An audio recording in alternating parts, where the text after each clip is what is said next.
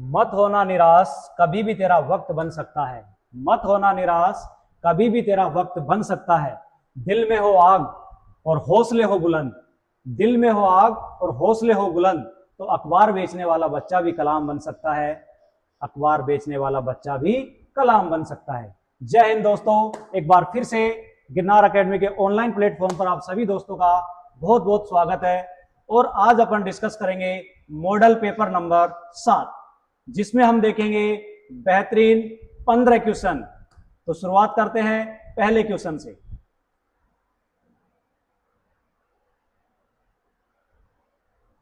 देखिए दोस्तों, स्क्रीन पर आपके सामने है पहला क्वेश्चन कि कार्बन का अपर रूप है।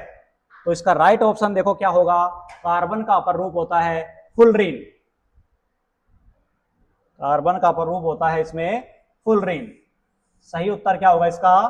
फुलरीन। दोस्तों बात करें बाकी ऑप्शंस की तो यूरेनियम। देखिए, एक प्रकार से यूरेनियम की बात करें तो यूरेनियम की अपन समस्थानिक होता है यूरेनियम 235। एक प्रकार से परमाणु बम बनाने में काम में आता है। रेडियो एक्टिव तत्व होता है यूरेनियम। क्या होता है कि रेडियो एक्टिव तत्व, रेडियो एक्टिव या रेडियो सक्रिय तत्व होता है। कांच, कांच ये सिलिका जैसे पदार्थों से मिलकर बना होता है। सीमेंट कई पदार्थों का, चूना पत्थर का मिश्रण होता है। कई पदार्थों का मिश्रण होता है सीमेंट। ठीक है दोस्तों, तो राइट ऑप्शन क्या होगा इसमें? फुलरीन। देखते हैं नेक्स्ट क्वेश्चन। किसमें जड़ से नया पौधा बन जाता है? किसमें जड़ से नया पौधा बन जाता है? तो बात करें अपन सही उत्तर की तो इसका सही आंसर होगा शकरकंद। क्या होने वाला है? शकरकंद। दोस्तों बात करें आलू की। आलू क्या होता है? एक प्रकार से तने का रूपांतरित रूप होता है। तने का रूपांतरित रूप होता है आलू। अदरक भी एक प्रकार से क्या होता है? रूपांतरित तना होता है। ठीक है। पीपल में क्या होता है? पेड़ की वृद्धि या पेड़ का उगना किसमें रहेगा? इसमें बीज की सहायता से पेड़ लगता है इसमें। तो राइट ऑप्शन क्या रहेगा इसका? शकरकंद। ठीक है दोस्तों, बढ़ते हैं अगले क्वेश्चन की ओर। देखिए स्क्रीन पर हमारे पास क्वेश्चन है द्रव अवस्था में होता है। तो देखो द्रव अवस्था में क्या होता है इसमें? सही ऑप्शन की अपन बात करें तो इसका आकार अनिश्चित होता है और इसका आयतन निश्चित होता है। आकार क्या रहेगा इसका? अनिश्चित, और आयतन क्या रहेगा? निश्चित। तो सही उत्तर होगा हमारे पास ऑप्शन नंबर डी, आकार अनिश्चित एवं आयतन अनिश्चित। आकार एवं आयतन निश्चित बिल्कुल संबंधित नहीं है, आकार एवं आयतन अनिश्चित बिल्कुल ये भी संबंधित नहीं है, और ऑप्शन सी भी इससे संबंधित नहीं है। हमारे पास राइट ऑप्शन क्या रहेगा? Option D. ठीक है दोस्तों, बढ़ते हैं अगले क्वेश्चन की ओर। तो किस कारण ठोस में विसरण दर, किस वजह से ठोस में जो विसरण की दर है द्रव से कम होती है? बारी बारी से ऑप्शन देखते हैं अपन। क्योंकि ठोस का घनत्व अधिक होता है, बिल्कुल ये सही बात है। ठोस में प्रबल अंतराण्विक बल पाया जाता है, ये भी सही तथ्य है इसका। ठोस में अणु पास पास में होते हैं, बिल्कुल राइट ऑप्शन। तो इस प्रकार से इसका सही उत्तर क्या होगा? उपयुक्त सभी। उपयुक्त सभी। इन सारी वजहों के कारण ठोस में विसरण की दर जो होती है द्रव से कम होती है। दोस्तों देखते हैं नेक्स्ट क्वेश्चन। मेंढक का वैज्ञानिक नाम क्या है? मेंढक का साइंटिफिक नेम क्या होता है? तो इसका देखो राइट ऑप्शन हम देखें तो ऑप्शन नंबर सी, यानी कि राना टिग्रीना। राना टिग्रीना मेंढक का साइंटिफिक नाम होता है। दोस्तों सही उत्तर होगा ऑप्शन नंबर सी। बाकी ऑप्शंस की अपन बात करें तो option number A, option A क्या होता है? होमो सेपियंस, यानी ये मनुष्य का या मानव का वैज्ञानिक नाम होता है। पाओक्रिस्टस ये होता है मोर का साइंटिफिक नाम, और पैंथ्रोलियो सिंह का, यानी कि सिंह शेर का साइंटिफिक नाम होता है पैंथेरोलियो। ठीक है दोस्तों, बढ़ते हैं अगले क्वेश्चन की ओर। देखिए तन्यता का अर्थ होता है तो इसका सही उत्तर होगा ऑप्शन नंबर सी, यानी कि खींचना। तन्यता का अर्थ होता है ऑप्शन नंबर सी, यानी कि खींचना। बाकी ऑप्शन की बात करें, चोट करना बिल्कुल संबंधित नहीं है, फैलना संबंधित नहीं है, और बिखरना भी संबंधित नहीं है। सही उत्तर होगा सी, यानी कि खींचना। संतृप्त का अर्थ है, तो संतृप्त का अर्थ क्या होगा दोस्तों? इसमें इसका राइट ऑप्शन होगा ठोस या गाढ़ा। ठोस या गाढ़ा, ठीक है। तरल, तो तरल के अंदर देखो ऑप्शन क्या क्या हो सकता है इसमें, द्रव और गैस एक प्रकार से, ठीक है। गैस, इसमें इसकी गैसीय अवस्था होती है, और नम के अंदर नमी युक्त, आर्द्रता युक्त अवस्था इसको कहेंगे।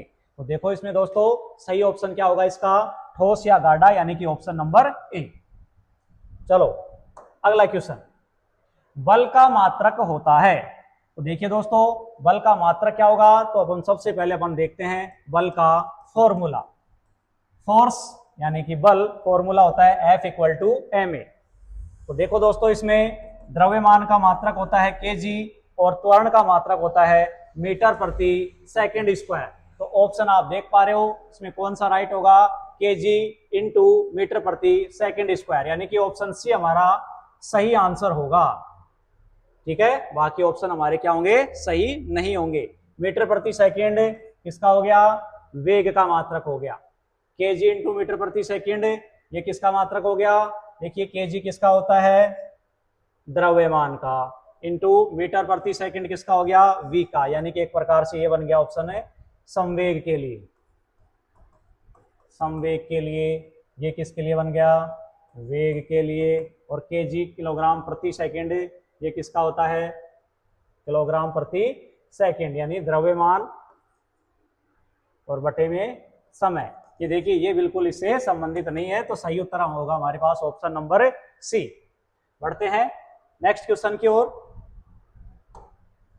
देखिए जलीय जीव श्वसन में लेते हैं, दोस्तों सही उत्तर होने वाला इसका ऑप्शन नंबर ए, यानी जलीय जीव श्वसन में क्या लेते हैं, ऑक्सीजन लेते हैं। जलीय जीव क्या होते हैं, पानी के अंदर घुली O2 ग्रहण करते हैं, CO2 का एक प्रकार से वो भी निष्कासन करते हैं। N2 देखिए हो सकता है पानी के अंदर N2 गैस घुली हुई हो, लेकिन श्वसन के लिए उपयोगी नहीं है, श्वसन में काम लेते हैं सिर्फ O2 गैस। CO यानी कार्बन मोनोऑक्साइड ये प्रकार से विषैली या जहरीली गैस होती है, जहरीली या विषैली गैस होती है। तो राइट ऑप्शन रहेगा इसके अंदर ऑक्सीजन, यानी कि O2 गैस श्वसन में ली जाती है। देखते हैं अगला प्रश्न, यदि घर में 220 वोल्ट या 0.25 एम्पीयर धारा प्रवाहित हो रही है तो प्रतिरोध बताइए। तो प्रतिरोध बताना है। तो दोस्तों हमारे को देखो क्वेश्चन में किस किस का मान दे रखा है, वोल्टेज यानी कि 220 वोल्ट, धारा आई का मान दे रखा है कितना 0.25, और हमसे पूछा गया है प्रतिरोध R। तो दोस्तों हम जानते हैं R = कितना होता है, V/I। फॉर्मूला क्या लगेगा, R = कितना होता है, V/I। तो इसके अंदर देखो सूत्र में अपन मान रखेंगे तो कितना आएगा, प्रतिरोध R = V का मान कितना है 220, ठीक है दोस्तों। और 0.25 इसको यदि अपन सोल्व करते हैं तो 220/25 और गुणा में हो गया 100, इसका पॉइंट हटाया तो हमने क्या लगा लिया, 100 लगा लिया। देखो इसको आगे सोल्व करते हैं तो 25 × 4 यानी कि 100, और 22 × 4 यानी कि 88, 880। तो इसका राइट ऑप्शन कितना रहेगा दोस्तों, 880 ओम। तो देखिए हमने सूत्र क्या लगाया प्रतिरोध के लिए, R = V/I। इसकी सहायता से हमने देखा इसका प्रतिरोध होगा 880 ओम, यानी ऑप्शन डी। ठीक है दोस्तों, बढ़ते हैं अगले क्वेश्चन की ओर। देखिए जाइलम व फ्लोएम का अर्थ होता है, दोस्तों इसका राइट ऑप्शन होने वाला है संवहनी ऊतक। जाइलम और फ्लोएम का अर्थ होता है संवहनी ऊतक। बाकी यदि अपन ऑप्शन की बात करें, विभ्यज ऊतक यानी ये ऊतक क्या करता है, इसका ऊतकों का विभाजन से संबंधित है, ऊतकों के विभाजन से संबंधित है। वृद्धि ऊतक ऊतकों की वृद्धि के लिए जिम्मेदार होता है, ऊतकों की वृद्धि होती है, और ठोस ऊतक ये बिल्कुल इससे संबंधित नहीं है। तो हमारे पास राइट ऑप्शन क्या रहेगा, संवहनी ऊतक।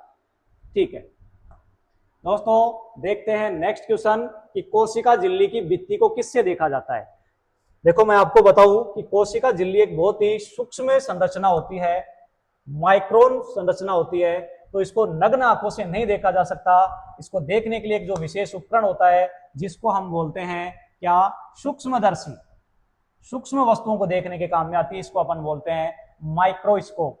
तो हमारा राइट आंसर होगा ऑप्शन बी, ऑप्शन है बी, माइक्रोस्कोप। देखिए दोस्तों, टेलीस्कोप ये दूरदर्शी होती है एक प्रकार से, ग्रह नक्षत्र तारे तारे उल्का पिंड, यानी कि इस प्रकार से इन वस्तुओं को दूरदर्शी के रूप में मतलब क्या काम में लेते हैं, टेलीस्कोप। इनकी सहायता से ये सारी संरचनाएं खगोलीय पिंड देखने के काम में आते हैं। माइक्रोफोन ये क्या होता है, एक प्रकार से ध्वनि के लिए काम में लिया जाता है। सिस्मोग्राफ मतलब भूकंप